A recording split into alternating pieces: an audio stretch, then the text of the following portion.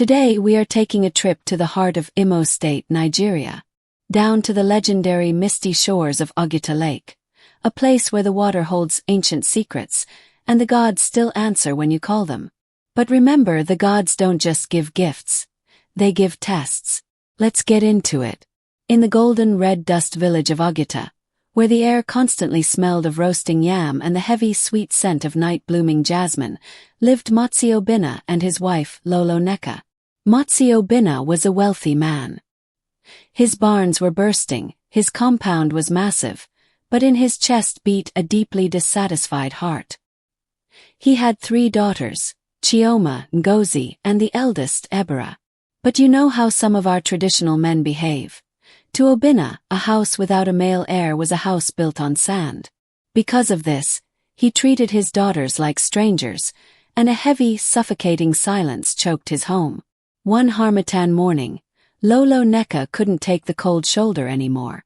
She wrapped her wrapper tight and walked down the winding, fog-drenched path to the confluence of Wata Lake, the exact spot where the blue water of the lake meets the muddy brown water of the Urashi River without ever mixing.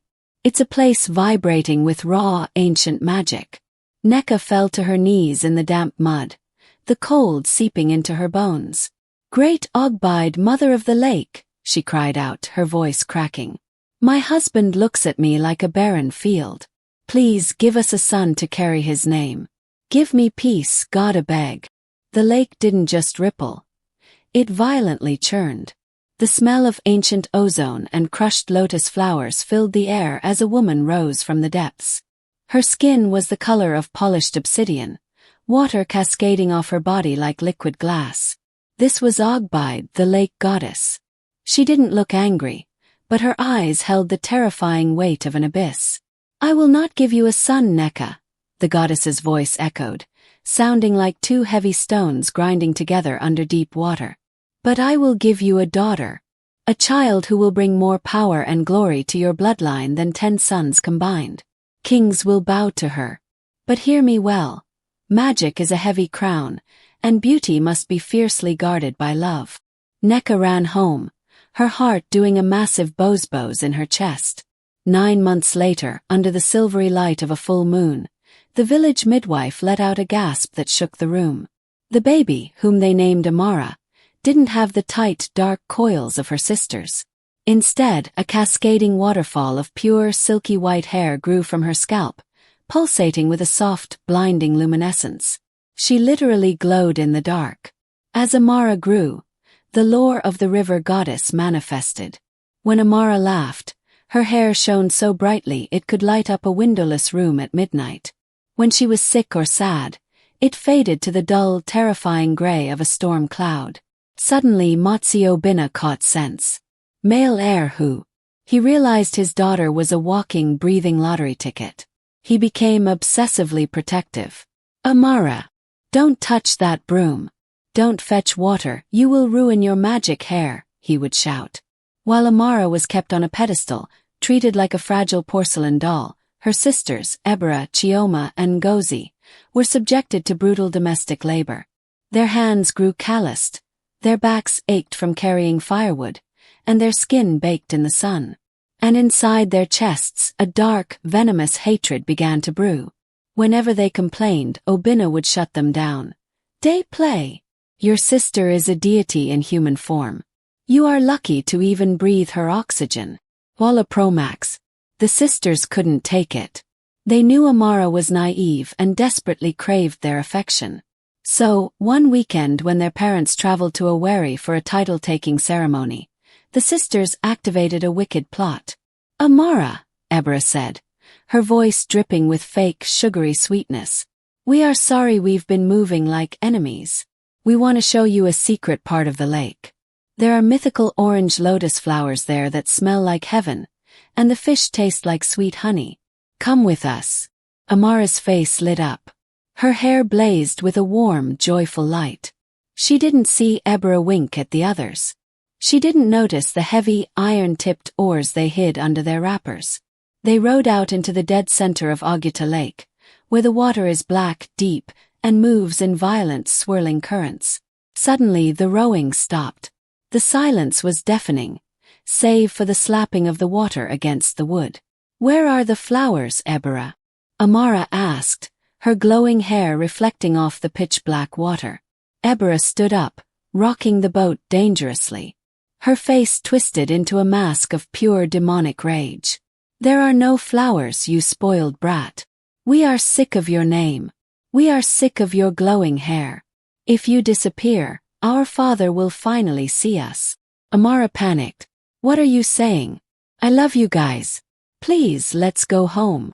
"No," Kyoma shouted. Together, the three sisters grabbed Amara. She thrashed, screaming, begging, but the girls were hardened by years of manual labor. With a violent heave, they tossed her over the edge. Blah! The visceral shock of the freezing water hit Amara like a sledgehammer. The water forced its way into her lungs. Her massive, heavy hair acted like a weighted net, tangling around her legs, dragging her down into the crushing, lightless depths. The sisters didn't even look back. They rowed to shore, ripped their wrappers, rolled in the mud, and ran into the village screaming fake tears. "God abego!" A monster catfish jumped out of the lake and swallowed Amara whole. "We tried to save her, but she sank." The village of Oguta fell into heavy mourning. Motsio Bina and Lolo Neka were shattered, rolling in the red dust, crying for their lost miracle. But down in the crushing dark, Amara wasn't dead. The ancient magic of Ogbide recognizes its own. A lesser water spirit, a Mami Wata with iridescent razor-sharp scales, heard Amara's fading heartbeat. She grabbed the girl and dragged her into a submerged, air-pocketed ruin, an ancient stone tower hidden deep beneath the lake's surface. Amara coughed up black water and metallic-tasting blood. She was alive, but her soul was fractured.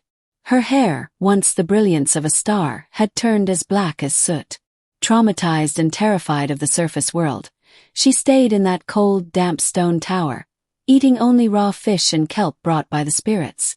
She was a ghost. Months passed. Up on the surface, the kingdom was dealing with its own tragedy. Prince Obesai, heir to the throne, was a man living in the shadows of his own palace. He was strikingly handsome, but his right arm was withered, the bones twisted and mangled from a childhood illness.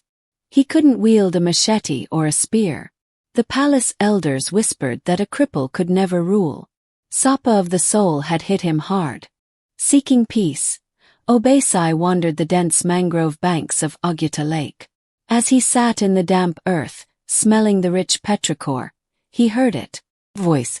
It was raw, haunting, and unimaginably sad, singing an old Igbo lullaby. Obesai followed the voice, pushing through the thick vines until he saw the hidden stone tower rising from the shallows. He looked up and saw a girl in the window with hair that looked like spun shadows. "Who are you?" he called out. "Are you a forest spirit?" Amara flinched. "I am a girl the world forgot," she whispered. But Obesai knew the village tales. "You are Amara, the miracle child. They said a fish ate you." Slowly, painfully, Amara poured her heart out. She told him about the betrayal, the freezing water, the absolute heartbreak. Obesai listened, and for the first time in his life, he didn't feel alone. "I know what it means to be hidden away because you aren't what people want," Obesai said softly, stepping into the moonlight to reveal his crippled, withered arm. "People look at me and only see a broken king." For the first time in months, Amara felt a tiny spark in her chest. A single strand of her black hair flickered with a blinding white light. From that night on, it was a wrap. Obesai sneaked out every evening to visit her. They had a secret code. He would mimic the hoot of a night owl 3 times and clap his hands thrice. It was their safe space. He brought her spicy pepper soup, roasted plantains, and news of the world. They became each other's sanctuary. One evening, the tension between them finally broke. As Obesai sat by the window, Amara looked at this man who had seen her at her absolute worst and still treated her like a goddess. Overcome with a visceral rushing surge of love, she reached out, took his withered, mangled hand, and pressed her lips to the twisted knuckles. The lore of the river goddess didn't just deal in light. It dealt in life. A blinding, Atomic flash of golden energy exploded from Amara's hair. Obesai gasped, falling to his knees as a searing, molten heat rushed up his arm. He watched in sheer, unadulterated shock as the twisted bones cracked and snapped back into place. Muscles expanded, blood roared through dead veins. His arm grew thick, muscular, and perfectly whole. The curse of his body was obliterated. "Amara," he breathed, flexing his powerful new hand. "You saved me." He pulled her out of the tower. "We are going back. I am going to make you my queen, and no one in this life or the next will ever touch you again." When Obesai and Amara walked into Oguta village the next day, the silence was deafening. Motsi Obinna and Neka collapsed in tears of joy. But in the back of the crowd, Chioma, Ngozi, and Ebera stood frozen. They looked like they had seen the devil himself. The kingdom immediately announced the royal wedding. The village was thrown into a frenzy of preparation. But inside Obinna's compound, Ebera was losing her mind. "She survived," Ebera hissed, pacing the mud floor of their hut. "Not only did she survive, but she is also going to the palace while we rot here as peasants. I swear to my ancestors, I won't let it happen." "But she has the prince's protection now," Ngozi stammered, shaking. Ebera's eyes went dead. "Then we take the source of her power." She pulled out a rusted, jagged machete used for slaughtering goats. The metallic tang of old blood clung to it. "The magic is in the hair.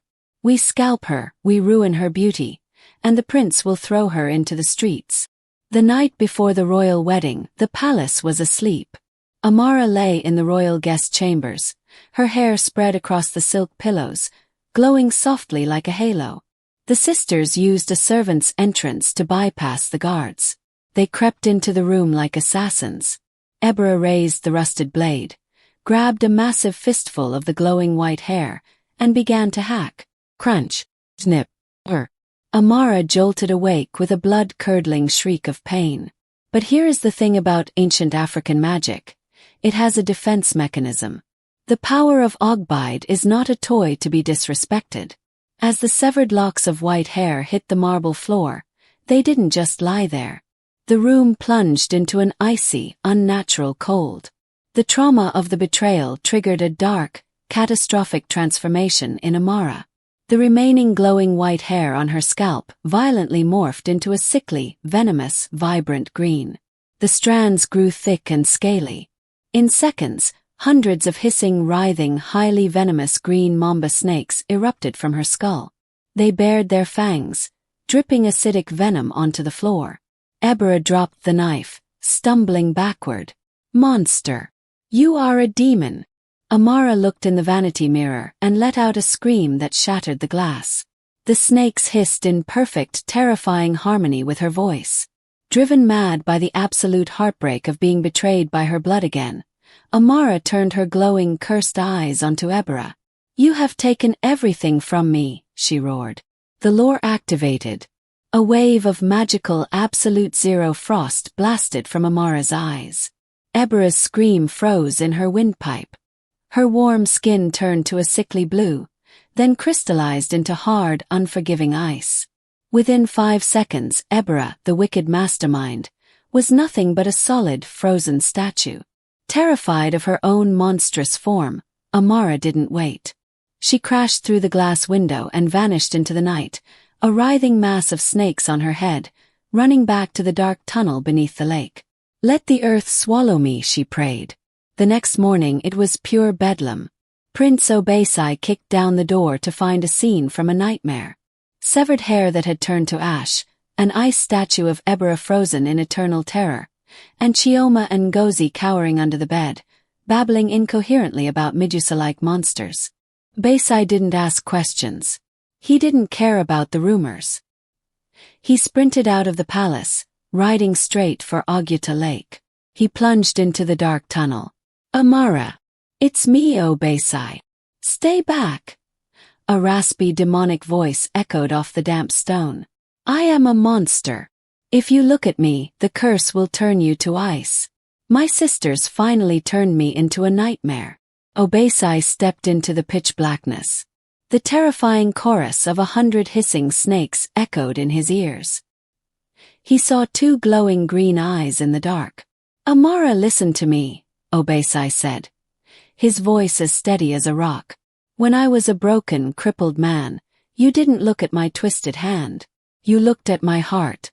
I am doing exactly the same. I don't see snakes. I see the woman who saved my life." He walked right up to her.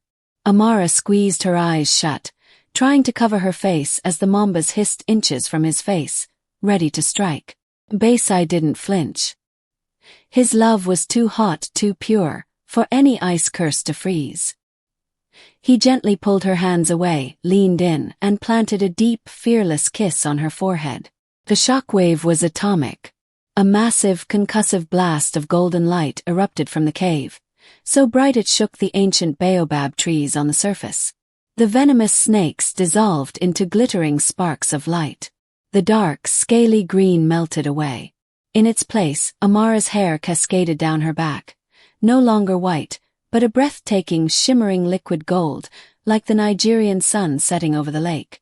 The curse was broken, not by raw magic, but by a love that refused to be intimidated by the dark. They walked out of that tunnel and straight into the palace as king and queen. The story of their love spread from Imo State across the entirety of Africa. But what about the fallout? You know we don't end without talking about the karma. Ebra's ice statue was dragged out of the royal bedroom and placed right at the front gates of the palace. And here is the brutal part of the lore. It never melted. Not even during the peak of the dry season when the sun beats down like fire. It stood there permanently, a terrifying monument to the fact that jealousy is a cold wind that will ultimately freeze your own soul. Chioma and Ngozi weren't executed. Oh no, death is too easy. They were stripped of their village status and made palace maids. Their specific daily duty. Every single morning, they had to carry buckets of water and polish the frozen face of their sister. For the rest of their natural lives, they had to watch Amara and Obesai rule the kingdom in wealth, power, and absolute joy. Because while hate can destroy your destiny, true love is the only thing that lives forever. And that is a wrap, my people. Thank you for tuning in to Nolly African Tales. Now I want to hear from you in the comments. If you were Amara, what would you have done to Chioma and Ngozi?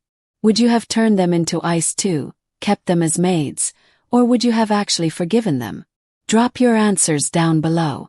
Don't forget to like, share this video with your squad and subscribe. It means the world to us and helps us keep these epic stories coming. Until next time, stay blessed, and mind the friends you keep in your boat. Peace.